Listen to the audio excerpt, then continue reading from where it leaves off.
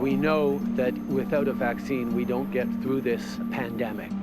It's the only way out of this. We are looking forward to being able to vaccinate Canadians in the coming months.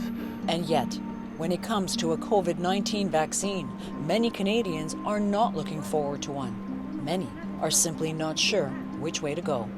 Vaccine hesitancy. It's quietly building and putting public health at a pivotal crossroad. Dr. Theresa Tam is Canada's Chief Public Health Officer.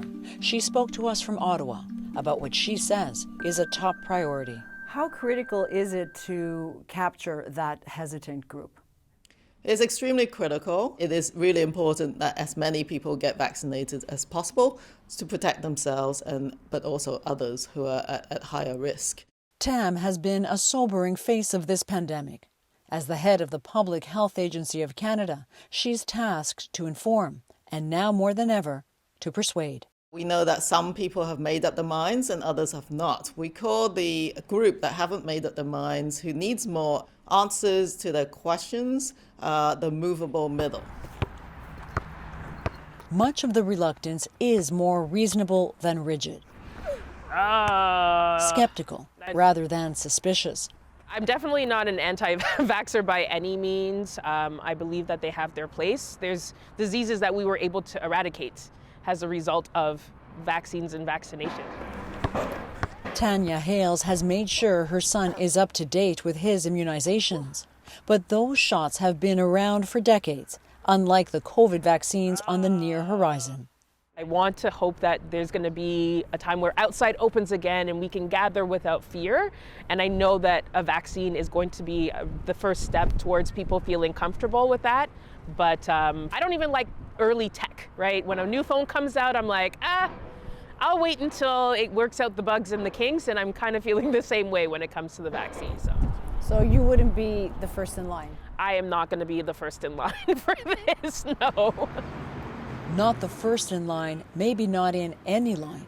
Despite the rising number of infections, the relentless toll on healthcare, not to mention pandemic fatigue, public health numbers suggest up to 35% of Canadians are unsure about getting a COVID-19 vaccine when it's available. And that number could go up. Vaccine hesitancy is a real and persistent problem in Canada, and it does appear to be growing somewhat. Angus Bridgman is a researcher at the Media Ecosystem Observatory in Montreal. The group is tracking vaccine hesitancy in Canada and the misinformation that seems to be shaping it. Vaccine hesitancy is not inherently misinformation. It can contain misinformation and often does, but is itself not. You can have very legitimate concerns about a vaccine and not be sort of anti-science or anti-intellectual.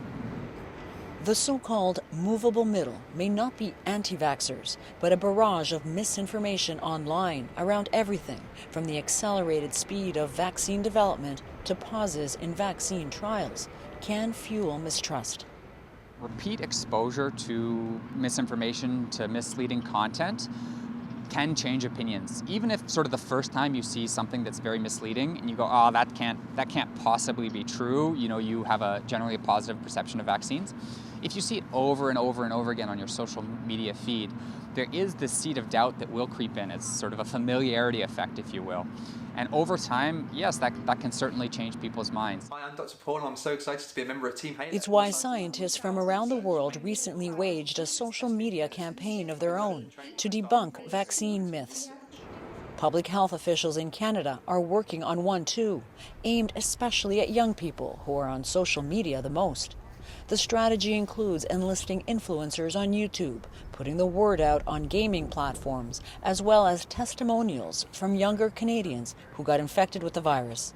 Tam says that group is especially important. Some of the insights that we've gained is that those who actually get their information on digital social media platforms are less likely to get vaccinated than those who follow traditional media. So I think that's why it is a very key pillar of our approach in the days and weeks and months ahead to be able to get that group of people the information that they need to get vaccinated. Oh. How you doing, big guy? But while public health officials are raising the alarm, Lisa Cottingham doesn't feel a personal sense of urgency. She's not against vaccines. Her son is up to date with his shots, but she'd just rather wait and see.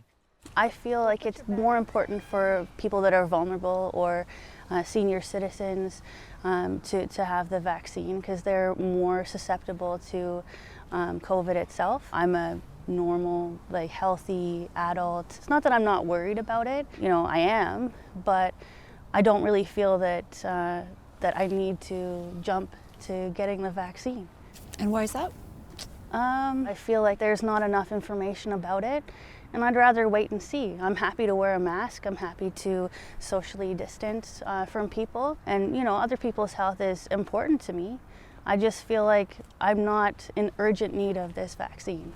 But if hesitant Canadians become holdouts, that poses a risk to herd immunity. With no other health measures in place, experts estimate around 70% of the population would need to be vaccinated to stop the virus from spreading. This is a nasty virus, and it's true that most people will survive and, not have a bad case. But, if 1% of the Canadian population gets a severe infection and 0.1% of them die, you're talking about a lot of death. I'm not willing to, accept that type of mortality from an infectious disease. To me, that's a high priority for vaccination. Dr. Scott Halperin is with the Canadian Immunization Research Network in Halifax. He's involved in COVID vaccine trials and is also working with public health officials to identify and address Canadians' top vaccine concerns. The speed of vaccine development keeps coming up. When somebody says, well, it takes 10 to 15 years to, develop a vaccine, that's correct.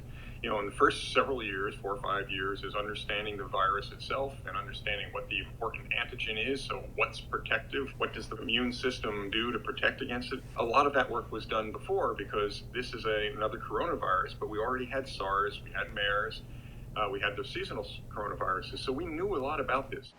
Halperin says that earlier research gave vaccine makers several years of a head start. An unprecedented global collaboration streamlined administrative steps too, shaving several more years off the process. Ultimately, Halperin says, it comes down to a collective responsibility. I think if we want to get beyond restrictive public health measures, the population is going to really need to buy into vaccines, protect themselves and to protect their communities. The same reason why we wear masks. We're doing that to protect other people.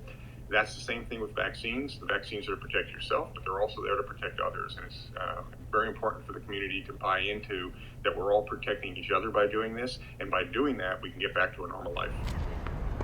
Normal life. That hinges on Canadians' acceptance of a vaccine and their trust in one.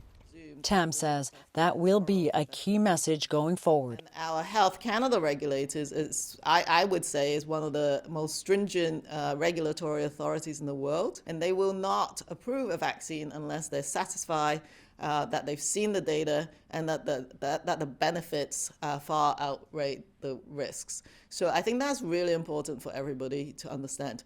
Even after the vaccine rolls out, there is a massive work underway to make sure we monitor the vaccines on an ongoing basis as they're being provided to Canadians as well.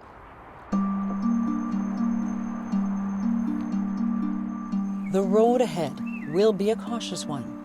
The hope is the shadows of hesitancy will only last so long, on the promise of better days ahead. Joanna Brumeliotis, CBC News, Toronto.